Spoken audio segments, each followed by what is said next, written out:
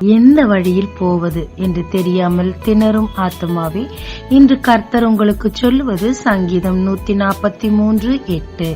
நான் நடக்க வேண்டிய வழியை எனக்கு காண்பியும். ஈசாக்குக்கு பெண் தேடச் சென்ற எலியேசர் சரியான வழியில் நடத்தும் என்று தேவனை நோக்கி கேட்டுக்கொண்டார். தேவனும் மிக சரியாய் நடத்தி ரெபேக்காள் இடத்தில் கொண்டு போய் சேர்த்தார்.